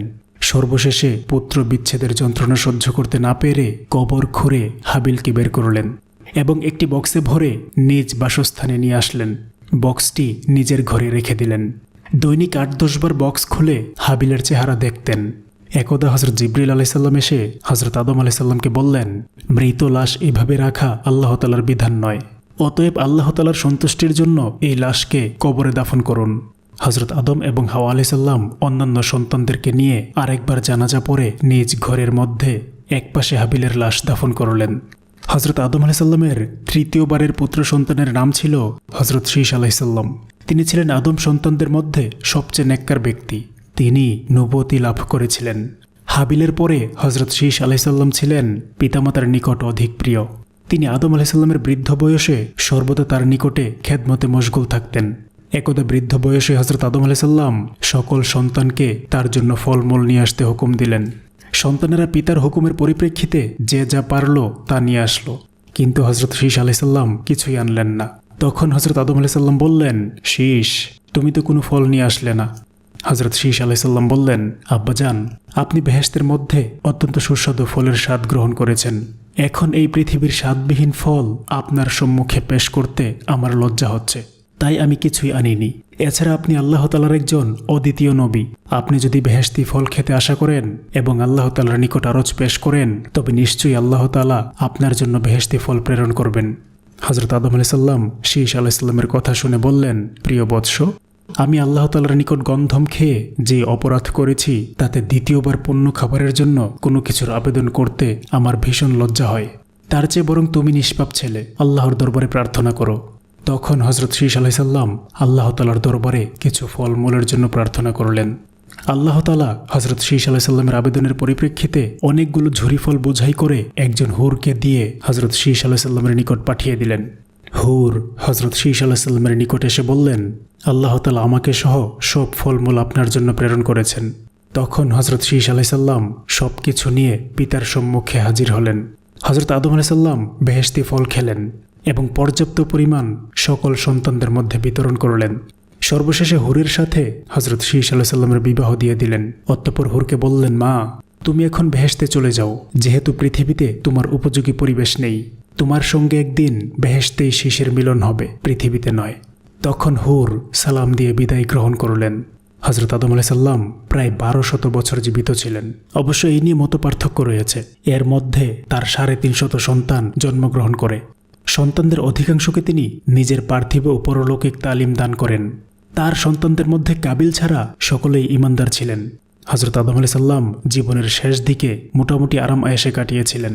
তিনি নিজে নবী হওয়া সত্ত্বেও হজরত মুহাম্মদ সাল্লাল্লাহু আলাইহি সাল্লামের উম্মতের অন্তর্ভুক্তির ভাগ্য লাভ করেন। তিনি অল্পদিন রোগ ভোগের পরে ইহলোক ত্যাগ করেন। তাকে সিংহলের এক সুরম্য স্থানে দাফন করা হয়। মানুষ পৃথিবীর বিভিন্ন দেশ থেকে তার মাজার জিয়ারতের লক্ষ্যে সিংহল যাত্রা করে থাকেন। আজও পর্যন্ত তার মাজার জিয়ারতের কার্য অব্যাহত রয়েছে। হজরত আদম আলাইহিস সালাম সম্বন্ধে কয়েকটি বিরাট বিরাট মুজিজার কথা বিভিন্ন কিতাবে বর্ণিত আছে। এখন আমরা তার দুই একটি উদ্ধৃতি দিচ্ছি। হজরত আদম আলাইহিস সালাম আল্লাহর নির্দেশক্রমে পৃথিবীতে আগমনের প্রাক্কালে মেসওয়াকের জন্য একখণ্ড গাছ সঙ্গে নিয়ে আসেন। উক্ত গাছটি ছিল অত্যন্ত মুজিজাপূর্ণ। উক্ত গাছ হাতে নিয়ে আল্লাহ তাআলার দরবারে যা কিছু প্রার্থনা করা হতো, আল্লাহ তাআলা সঙ্গে সঙ্গে তা মঞ্জুর করতেন। উক্ত গাছ পরবর্তী সময়ে নবীগণের হাতে হাতে হজরত মূসা আলাইহিস সালামের নিকটে এসে পৌঁছে, যা দ্বারা তিনি সর্প তৈরি করে পৃথিবীর সব বিধর্মীদের সাথে মোকাবেলা করেছিলেন। যেই কাহিনী সমগ্র পৃথিবীব্যাপী অতি প্রসিদ্ধ। একসময় হজরত আদম আলাইহিস সালামের সন্তানেরা দুর্ভিক্ষের সম্মুখীন হয়। তখন তারা পিতার নিকট গিয়ে তাদের জন্য আল্লাহর দরবারে দোয়া করতে বলেন। হজরত আদম আলাইহিস সালাম ব্যক্তিগত সুযোগ সুবিধা সম্বন্ধে আল্লাহর দরবারে দোয়া করতে সাহস পেতেন না। তাই তিনি সন্তানদের পীড়াপিড়ি সত্ত্বেও আল্লাহর দরবারে কোনো দোয়া করেননি। তখন আদম আলাইহিস সালামের সন্তানেরা একত্রিত হয়ে তার পিতার উসিলা দিয়ে আল্লাহর দরবারে ফরিয়াদ করলেন। আদম আলাইহিস সালামের সন্তানদের এই ফরিয়াদের পরিপ্রেক্ষিতে আল্লাহ তাআলা হযরত জিবরিল আলাইহিস সালামের মারফত অসংখ্য স্বর্ণ ও রৌপ্য মুদ্রা পাঠিয়ে দেন। আদম আলাইহিস সালামের সন্তানেরা এই মুদ্রা নিয়ে পিতার নিকট গমন করেন। এই মুদ্রা দ্বারা তখন কোনো প্রয়োজনীয় জিনিস খরিদ করা সম্ভব ছিল না, কারণ পৃথিবীতে তখন পর্যন্ত আদম সন্তান ব্যতীত অন্য কোনো মানুষ ছিল না। কোনো উৎপাদন, কোনো ক্রয় ও বিক্রয়ের ব্যবস্থা ছিল না।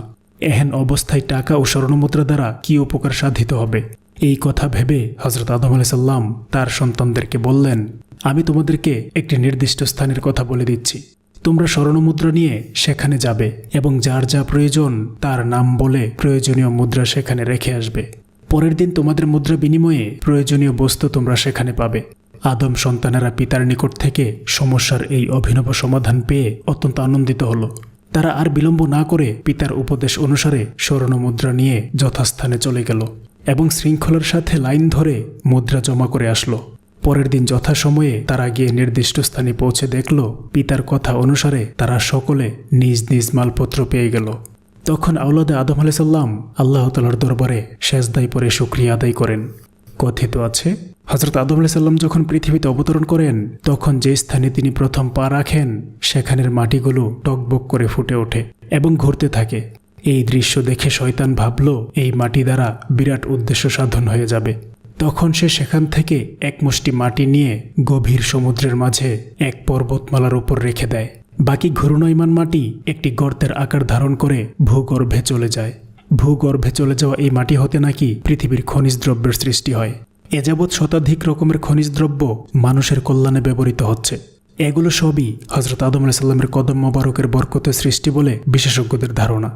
দ্বিতীয়ত, যেই মাটি শয়তান পর্বত চূড়ায় রেখে দিয়েছিল তা দ্বারা পৃথিবীতে জাদুবিদ্যার প্রচলন হয়, যা আজও পর্যন্ত মানুষের অকল্যাণের ক্ষেত্রে ব্যবহৃত হয়ে আসছে। হযরত আদম আলাইহিস সালামের জামানায় আইয়ামে বিয়াজের রোজা ফরজ ছিল।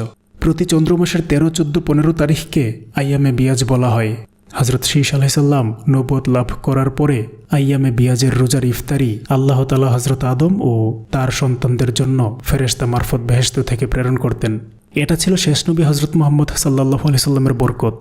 একদা হযরত শীশ আলাইহিস সালাম যখন দেখলেন তার পিতা আদম আলাইহিস সালাম অতি সাধারণভাবে সন্তানদেরকে নিয়ে ইফতার করেন, যা সংগ্রহ করাও ছিল খুব কষ্টকর, তখন তিনি আল্লাহ তাআলার নিকট ফরিয়াদ করে বলেন, হে পরম করুণাময়, তোমার নিকট খাদ্য, সম্পদ, অর্থ কোনো কিছুরই অভাব নেই। এমত অবস্থায় হযরত আদম আলাইহিস সালাম খাদ্যের অভাবে যথেষ্ট দুরবস্থায় কাটাচ্ছে। এ ব্যাপারে তোমার রহমত কামনা করি।